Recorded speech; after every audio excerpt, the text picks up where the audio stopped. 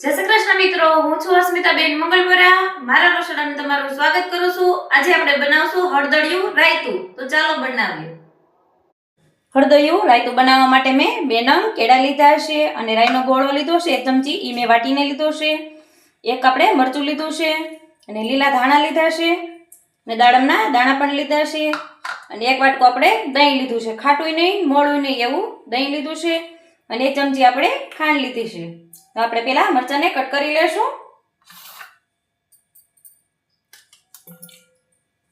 આપણે અંદરના બી છે એ આપણે કાઢી લેશું. આપણે હાવ નાની નાની કટકી કરવાની છે, દહીંમાં નાખવાનું છે એટલે.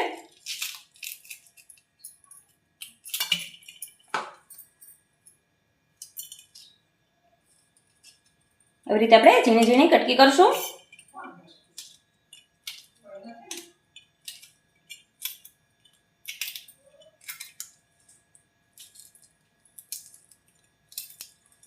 એવી રીતે આપણે મીડિયમ સાઈઝની કટકી કરી લેશું. 1 મરચાની આપણે મરચા કટ કરીને તૈયાર કરી લીધા છે. એવી જ રીતે આપણે 2 નંગ કેળા લીધા છે, એની છાલ ઉકેડીને આપણે ઝીણા ઝીણા કટ કરી લેશું.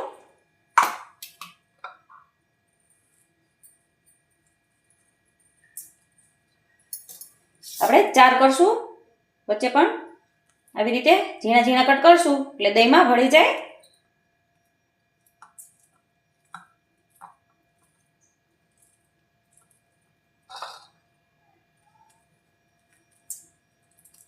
એવી રીતે આપણે કેળા પણ કટ કરી લીધા છે ઝીણા ઝીણા મીડિયમ સાઈઝના. આપણે એક મોટો વાટકો લઈ લેશું, એમાં આપણે દહીં નાખશું. એમાં બધાય આપણે મસાલા નાખવાના છે. ઝીણું કટ કરેલું મરચું,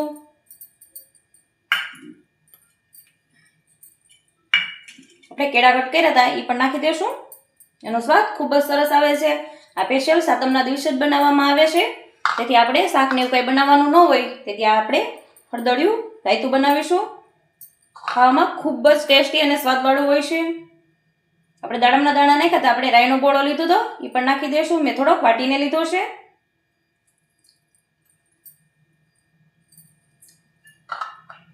આપણે 1 ચમચી ખાંડ પણ નાખશું. એમાં અડધી ચમચી ધાણા જીરું પાવડર, સ્વાદ પ્રમાણે મીઠું,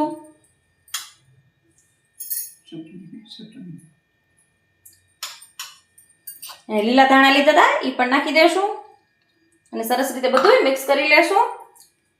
એમાં આપણે અડધી ચમચી હળદર પણ નાખશું અને બધું મિક્સ કરી લેશું. ખાવામાં ખૂબ જ સ્વાદવાળું લાગે છે, એકવાર જરૂરથી બનાવજો.